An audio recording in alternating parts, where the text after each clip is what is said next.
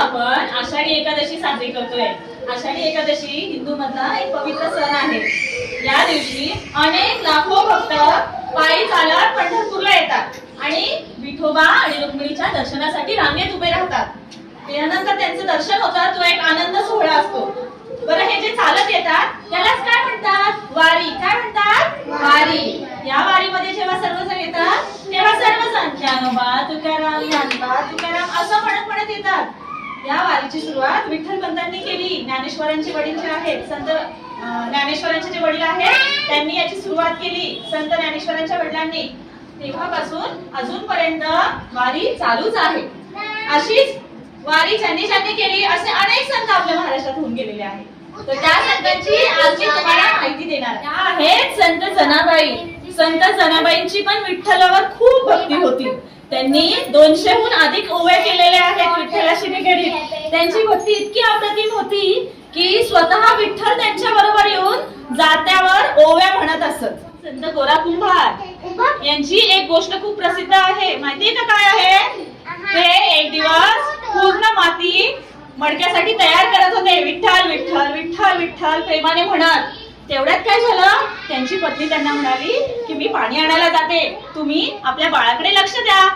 त्यांच्या लक्षात आलं की बाळाला इथे ठेवलंय, पण ते विठ्ठल भक्तीत एवढे मग्न होते, विठ्ठल विठ्ठल विठ्ठल विठ्ठल विठ्ठल विठ्ठल म्हणत ते माती तुडवत होते। आणि त्या वेळेमध्येच त्यांनी बाळालाही त्यांच्या पायाखाली तुडवलं आणि त्यांचं बाळ त्यामध्ये गेलं। त्यानंतर त्यांची पत्नी जेव्हा पाणी घेऊन घरी आली, ती बघते तर ती रडायला लागली जोरात। त्यानंतर संत गोरा कुंभारांना जाग आली की आपण हे काय केलं। त्यांना फार वाईट वाटलं, ते फार रडू लागले, पण त्यांनी त्याचा दोष विठ्ठलाला नाही दिला। तरीही ते विठ्ठलाची भक्ती करत राहिले। विठ्ठलांनी त्यांच्या भक्तीची प्रचिती जेव्हा आली तेव्हा त्यांच्या बाळाला पुन्हा जिवंत केलं। हीच आहे विठ्ठल भक्तीची मोठी कहाणी। ज्ञानेश्वर महाराज, संत ज्ञानेश्वर महाराज हे मूळचे आपेगावचे होते। त्यांच्या वडिलांचे नाव होते विठ्ठलपंत आणि आईचे नाव होते रुक्मिणी। त्यांनी लहानपणापासून, अगदी लहानपणापासून विठ्ठलाची खूप भक्ती केली। त्यांनी वयाच्या 11व्या वर्षी ज्ञानेश्वरी लिहिली आणि शिवाय 14व्या वर्षी त्यांनी समाधी घेतली। आजही ते गेले आहेत, पण त्यानंतरही त्यांच्या चरण पादुका घेऊन विठ्ठलाकडे सर्व भक्त त्यांची पालखी घेऊन जातात। आळंदीहून त्यांची पालखी निघते आणि आषाढी एकादशी पर्यंत त्यांची पालखी पंढरपुरात पोहोचलेली असते। संत मुक्ताबाई, संत मुक्ताबाई या महाराष्ट्रातील महान संत कवयित्री होत्या। त्या संत ज्ञानेश्वर महाराजांच्या धाकट्या बहीण होत्या। संत मुक्ताबाई यांचा ताटीचे अभंग हा वारकरी संप्रदायात विशेष प्रसिद्ध आहे। शिवाय मुंगी उडाली आकाशी हे त्यांचं प्रसिद्ध काव्य होतं।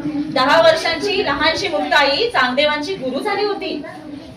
शिवाय तुम्ही तरुणी विश्वतारा ताटी उघडा ज्ञानेश्वरा हे त्यांचं प्रसिद्ध काव्य आहे। हे आहे संत तुकाराम महाराज। जे का रंजले गांजले त्याची म्हणे जो आपले, तोची साधू ओळखावा देव तेथेची जाणावा। महाराष्ट्रातील एक महान संत म्हणून हे ओळखले जातात। संत तुकारामांना जगद्गुरु म्हणूनही ओळखले जाते। त्यांनी तुकाराम गाथा लिहिली। संत तुकारामांना आयुष्यात अनेक संकटांना सामोरे जावे लागले। त्यांनी लिहिलेले अभंग इंद्रायणीत बुडवण्यात आले। 13 दिवस त्यांना तिथेच इंद्रायणीच्या बाहेर ते थांबले।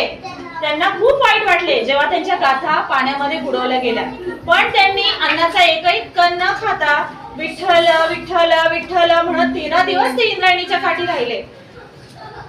पांडुरंगाला त्यांच्या भक्तीचा महिमा खूप अजाब वाटला। त्यांनी त्यांच्या त्या गाथा पुन्हा त्यांना दिल्या। 14व्या दिवशी अभंगाच्या सर्व पोथ्या पाण्यावर तरंगू लागल्या। विठ्ठलानेच त्यांना त्या परत दिल्या। हे आहेत संत नामदेव महाराज। हे महाराष्ट्रातील महान संत कवी आणि वारकरी संप्रदायातील प्रमुख संत होते। त्यांचे वडील होते दामाजी आणि आई आहे गोनाई। दामाजी यांनी आपल्या व्यवसाय सांभाळून विठ्ठल मंदिराची ते देखभाल करत असत आणि त्यांच्या गावातील विठ्ठल मंदिरात रोज नैवेद्य दाखवत असत। एक दिवशी काय झाले की दामाजींची तब्येत ठीक नव्हती। त्यांनी संत नामदेवांना सांगितले की आज तू जा आणि तू विठ्ठलाला नैवेद्य दाखवून ये। नामदेव महाराजांनी नैवेद्य घेतला आणि ते विठ्ठलाच्या मंदिरात गेले। त्यांनी विठ्ठलासमोर नैवेद्य ठेवला आणि ते बोलले की विठ्ठला मी आज नैवेद्य आणलाय तुझ्यासाठी, खाऊन घे। परंतु काय झाले, विठ्ठल काही ते खात नव्हते। खूप वेळ नामदेव बसून राहिले निरागसपणा खूप आवडला. त्यांनी त्याच्याबरोबर तो नैवेद्य खाल्ला. एक घास विठ्ठल खात आणि एक घास नामदेवाला ते देत होते. आणि ते घरी आले तर पूर्ण ताट रिकामं. त्यांची आई म्हटली, काय झाले, विठ्ठलाने नैवेद्य खाल्ला? त्या आई वडिलांनाही त्याचे आश्चर्य वाटले. अशी नामदेवाची जी भक्ती होती ती खूप अप्रतिम होती.